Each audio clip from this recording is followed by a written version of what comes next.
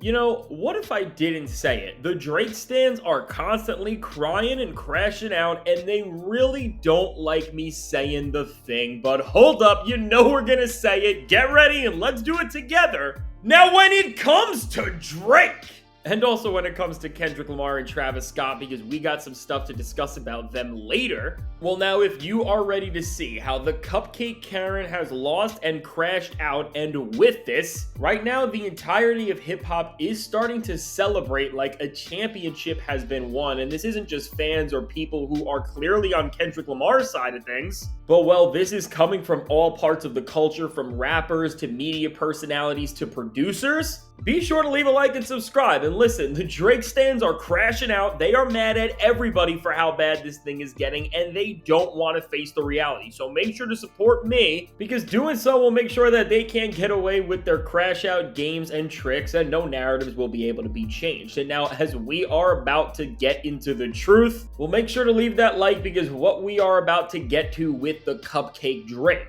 well, if you're a fan of the guy, it's not going well, because really, no matter how you want to look at it right now, with this case being dismissed and with us being past a point where rap now has a chance to be better than ever, because we know that the art of the diss track has never been more preserved. People are really clowning Drake and are showing how sad he is going out. And this isn't just a Team Kendrick Lamar thing, which, of course, if we want to look at that, the very producer of Not Like Us himself in Mustard, well, he put out some laughing emojis immediately. And just with this, I mean, the Drake stans were mad and they crashed out and they tried to have whatever gotcha moment they could on him. But no matter what you want to say, as Mustard is a legend and he is the producer of the record itself, he's a part of history, and him standing up for hip-hop and laughing at the ridiculousness that is the Cupcake Karen Ice Spice Man's lawsuit is great for the genre, because as we have been saying and as we are starting to see, it is great to just see people in hip-hop call this out, talk about how whack it is, and just put it out there and really get across the point that suing over a rap beef is not a normal and respected and accepted thing to do. But listen, while Mustard is somebody that you would expect to make fun of Drake and him losing his lawsuit, this isn't just a Kendrick Lamar thing, and for the Drake stans, once again, they are gonna get mad at this, and they already have been crashing out over this all weekend. Even some of the people who we have perceived and thought are some of the biggest Team Drake cheerleaders, like DJ Akademiks, well, they are relieved that this thing is over, and they are talking about the suit more than they ever have. I guess now that everything is starting to settle, and I guess Drake won't be as mad at them because he's mad at everybody. But really, for Ak, and I think this is some of the most telling commentary on this entire situation, with Ak talking about how in of itself the ideas and ground that the lawsuit was built on was weak, which is something he has already said, although it seems like Drake has almost made him walk that back a few times. Well, from that, and then Ak also saying that from what he knows from rappers he knows and people in the industry in general, Ak talked about how this thing was bad for hip-hop because as a whole, it was really holding back the genre and a lot of people within it from releasing music and just expressing themselves as freely as they have wanted. Ak was actually saying that now that this thing is starting to pass and no longer can rap lyrics be twisted and perceived into this weird factual thing that Drake wanted to rewrite the entire rules of a 52-year-old art form for, just to try and get some sort of a validation over a beef he lost. Well, Ak said a lot more people are going to be dropping soon, and he was pretty excited about this, and he honestly seemed relieved. And really with Ak, again, DJ Akademiks of all people being the spokesperson and beacon saying this, that speaks volumes to where we are at and what this entire moment is really becoming and what it really has the chance to do now that hip-hop is broken free from the Cupcake Karen Drake spell. And while DJ Akademiks speaking about this and honestly being on the side of hip-hop more than he ever really has, it feels like, that is in of itself telling us everything we need to know and really is all we would possibly need in terms of just setting a statement and precedent for this thing. It did not stop there, as really they have just been having a field day on Drake. And what we are learning when people come out and talk about him, especially like the media giants in rap, like a Joe Budden and a Charlemagne, well, if you saw Joe Budden with him going on the biggest show in all of hip-hop media and him calling Drake a little, I can't say that, but a little B-word, we're just gonna say, that just speaks volumes to so many things. Because while Joe Budden and Drake have had a long-standing beef, obviously, and Drake has really tried to push him more and more, even this year at that, Joe is at a point in his life where he hasn't been engaging with Drake in the same way in terms of just getting as petty or being as vocal as maybe he would in the past, let's say. And so just knowing that and then seeing him do this, ultimately, with just the way that people like a Joe or also Charlemagne are treating Drake in general and just speaking about him, we are at a point where you can just tell with the verbiage and tone they are using and with the way they are celebrating and really just humiliating him for the way he deservingly has failed and just betrayed all of hip-hop. Well, ultimately, Drake is getting kicked out and rejected from rap in the biggest way that you possibly could. Because if we go back a year ago, no matter what you wanted to say about Drake, as he was perceived as a titan and face of the industry and one of the big three, no matter what he did, no matter how bad it was, and no matter how lame he acted, there was a certain weight that his name and his presence and just the very idea of him carried to a lot of people. And ultimately, because of that, people would never just openly laugh at him like he's a Scooby-Doo villain, and people like Joe and Charlemagne would address their beefs with him, and they maybe would say a thing or two, but they wouldn't again just treat him like he is the absolute joke that he is now, which really, with where we are at, it does feel like a cartoon villain. I don't know how else to say. And you know, when I look around, it really does just feel like hip-hop is waking up when we see the way Drake is getting joked on. And something else that I noticed that I really do feel like is connected to all of this, and it is almost a full circle moment, and it just tells me that when we look at everything, there's gotta be something greater going on, because there's no way that this happened by coincidence. Well, just stay with me for a second. If you remember when this entire thing started and the first line was ever drawn in hip-hop, which was showing everybody that while way more of these rap guys don't like Drake than we could have ever expected, in Future and Metro Boomin's We Don't Trust You.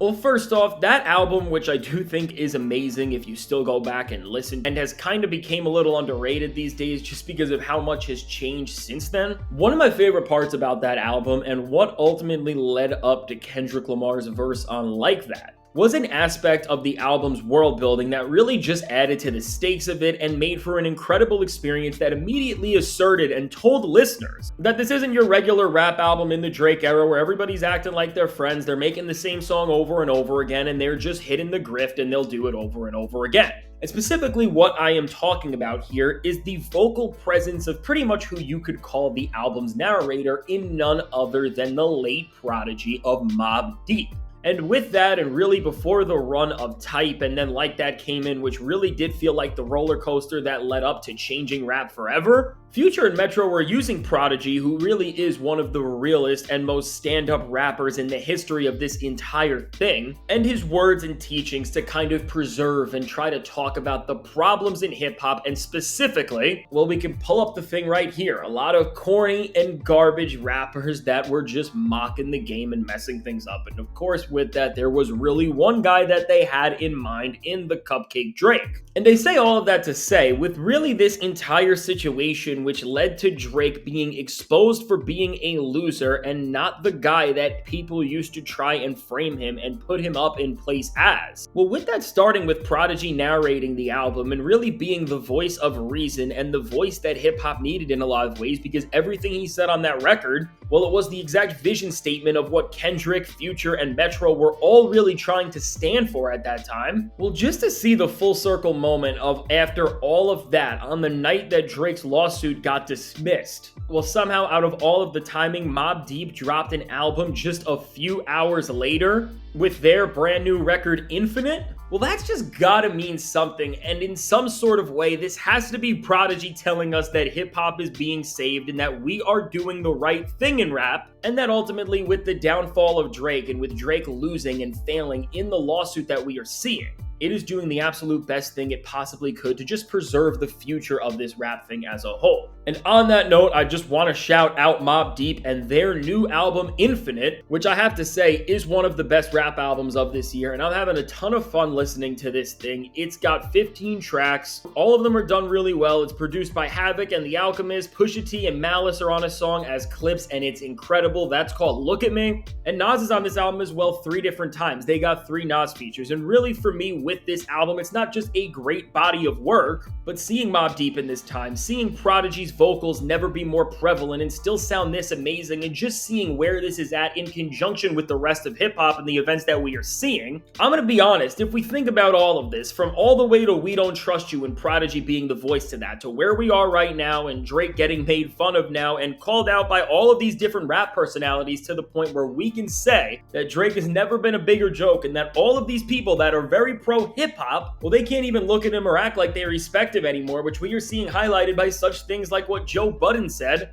or even just with DJ Akademiks in general. Well, overall, with all of that and with the times moving, I feel like with the release of Mobb Deep's album and with Prodigy's presence all over it, this album symbolically just feels like the gates on hip-hop have been closed and they are finally being guarded a little better than they have in a very long time. And so just with the timing of all of this, what we really are seeing now is that Drake is being pushed out of hip-hop forever, and he is at a point where he has just lost the respect of the entire culture. And we no longer have to speculate or think about what this could possibly mean and who could be against him. But we are seeing it in real time unfold, as again, when the people who are dissing you or the people who are laughing at you are ranging from names all the way from Joe Budden and Mustard to DJ Akademiks. But that really does cover all sides of the culture, and if we start seeing a lot of rappers drop and a lot more good music coming out to build on Act's statement, that will show how Drake really made a lot of these guys not want to drop music, which I think will just explain their disdain for him overall, as he created a precedent where nobody was going to be able to express themselves openly.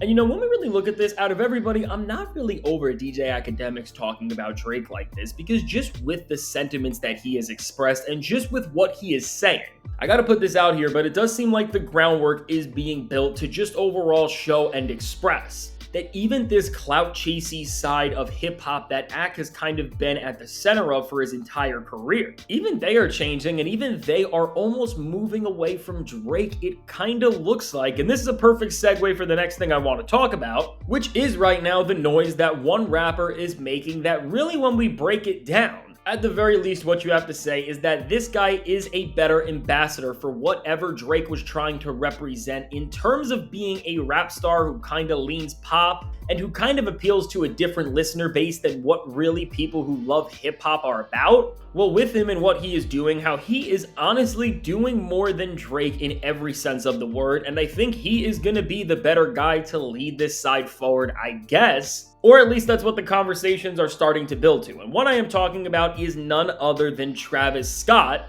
who, well, I guess this is something kind of positive for him after the run of L's and embarrassment that he has had with Jack Boys 2, the Pusha T beef, and everything there, with, well, him going back on the tour he started in 2023 for Utopia with the Circus Maximus tour, and this time around he is hitting different shows and venues than he ever has. And with what Travis is doing and with what we are seeing, well, Travis is joining Kendrick Lamar as one of the only rappers who is really playing in stadiums and who is starting to do so consistently, which now nowhere is this near the length and scale of Kendrick's tour in terms of just playing at as big of venues as he did. And in a rap game where most rappers are scared to play in these venues overall, like Drake per se, that does mean something. And again, let's just look at Travis Scott's latest show, which, wow, this is a massive show, and just like Kendrick Lamar's shows that we just saw, and just like the tour he has been on, Travis Scott showing that hip-hop can be a stadium-worthy genre is something that you have to give him a little respect for, no matter how you feel about him and how you feel about his music.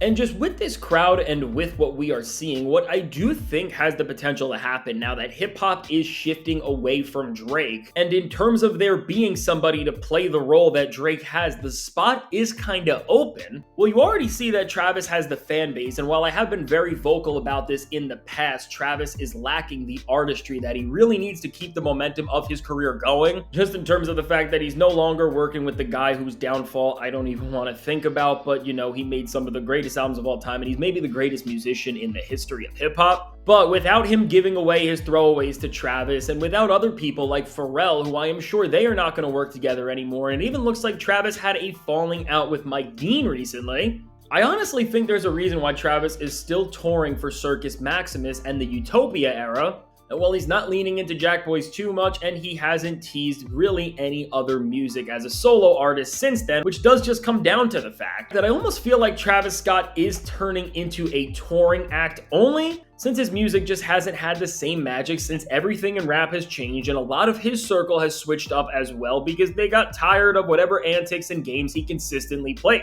But even with that said, as Travis is still a massive name, and again, aside from Kendrick Lamar, he is pulling in the biggest crowds that we have seen any rapper have. This is just something to keep an eye on, as now Travis is trying to rise up those power rankings, and in terms of touring, he is becoming the closest thing that the genre has to Kendrick, and I do just think now as that Drake spot is wide open, and hip-hop is going to need another clout chase Hall of Famer to fill that void. I don't know, I think behind the scenes, Travis's team is trying to find some new musicians to get him in the studio with, and just some new people to create something refreshing with. And well, from a certain side of the industry and from what certain people want, there is going to be a push to put Travis Scott at the center of literally everything. And so just with all of these things, from Drake being kicked out of hip-hop almost, and with him just never being in a worse place, and then at the same time after Kendrick Lamar's run, we are finally seeing another rapper take over in stadiums. And well, no matter what you feel about Travis Scott, there is a void in the industry that a lot of people are trying to fill.